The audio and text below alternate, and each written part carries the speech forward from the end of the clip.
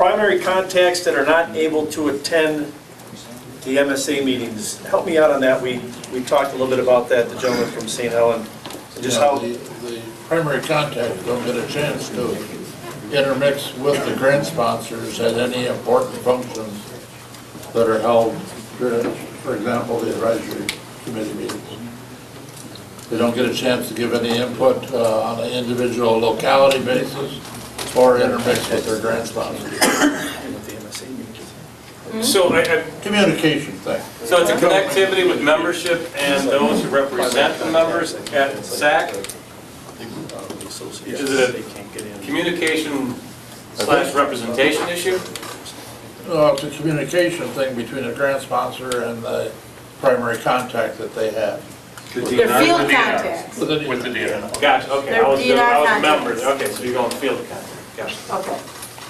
communications is up everywhere up here, but I was also, just as I was standing here thinking, how we're doing a better job of getting the communications out through the internet and so on and so forth. What I liked is, I think I read at one of the MSA magazines, if you wanted to be involved and get on the newsletters and so on and so forth throughout the internet, we probably should do a little bit more on that in some of the MSA magazines to get more and more, and just keep flooding it to pick up more and more people that way to get the communication. That will be started in September. That's a big article. It's going to come out in September. Okay. Big drive. And big drive, we need email addresses. We're asking. We never collected them before. Yeah, and Jim put an article in his one of the last ones he wrote twice, and to solicit email addresses, so we have an avenue to get e-newsletters. Well, and there's some federal legislation on that. The SEC is very specific on the Canned Spam Act, I believe it's called. If you voluntarily give it to the organization is fine. If you mine that information, the organization's looking at heavy fines that could bankrupt the organization, because it's the feds that will look at their money. Yeah, exactly. So soliciting is the correct way to do that, so that's fantastic. You know, you're actually getting permission from the individual for you to have that information. And that kind of data to communicate, as those of us who are in forums, I mean, that's huge, to be able to communicate talking points, what's happening, campaigns, etc. What else you got? Memberships we talked about, obviously, it's an issue of trying to get more and more people. Permanent trails, we talked about that a while back, a few years ago, how we were doing on that. Just be nice to kind of know if that's something, is that still in the hopper that we're working with? And we'll get that information. Still is in the hopper, just don't have a permanent way to fund it yet. We're working on it.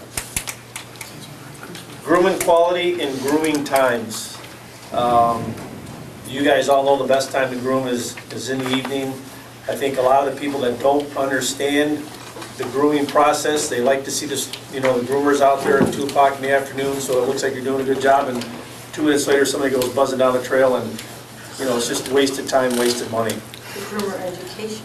And the only I will comment on that, though. We used to say that, but we used to say, it can only be done at night, that during the day, all you're doing is making the snowmobile feel good. But actually, we've done a lot of testing on that, especially in the Cadillac area during the festival times. And by going out and grooming during the day, yeah, it makes you all feel good, but the trail only lasts a little while. But you're actually taking those 3-foot moguls that have been formed in one day by all the heavy traffic and kept them down to a manageable 6 to 1 inch, 6 inch to 1 foot, so that the nighttime grooming then can do a great job and put the trail back together easier and better. So there's pros and cons to that. Yeah, the daytime grooming is, as long as they do nighttime grooming, if they're just doing daytime grooming, I agree with you. It's shot after 25 sleds.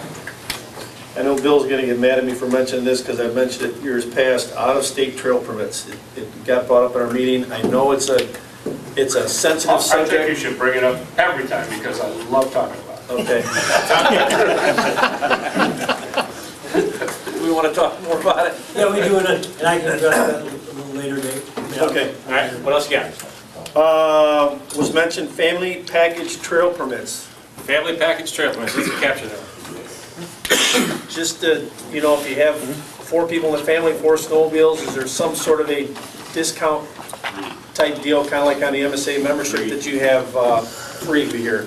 But how you have a family membership for the MSA program, maybe on the trails as well. We talked about the environmentalist groups, safety educations, license letters, law enforcement. What do we talk about on law enforcement? Just trying to promote safe operation rather than generating revenue. I mean, you obviously, we talked about LADA or whatever, it seems like, Something more than checking trail permits and roll at the stop signs. yeah, Exactly, on that curve, instead of saying at a stop sign, instead of the curve, instead of. get the guy to come on the Instead of corner. area doing that guy coming on the curve, wrong side, Proper- let's get his ass instead of the guy ruled. Proper use of law enforcement was our, The proper use of. proper use of law enforcement. Proper use. That sums it up pretty nicely. And that's just about it, that's it. You man, Thank you. you man. I got all 1, 2, 3, 4, 5? Yeah, This is part of number 3. part of number 3. DNR contacts need to develop some sort of period of time in which they change hats, and they go from fire officers to primary snowmobile contact. There's a time frame issue he's talking about. What happens is they're working on fire issues and they don't have time to work on the trail. Right. Because they're fighting fires, right. They're coming out of that same division. Got it. Same guy wearing 4 hats, they cut the personnel down, they're strapped, you know. All right, so this is phase 1. Fatigue may be setting in, but let's resist it. A lot of issues. A lot of things that are impacting snowmobiling in the state of Michigan. Just, read them to yourself for a minute. Good. How does, yeah, What about adding the role of the SAC?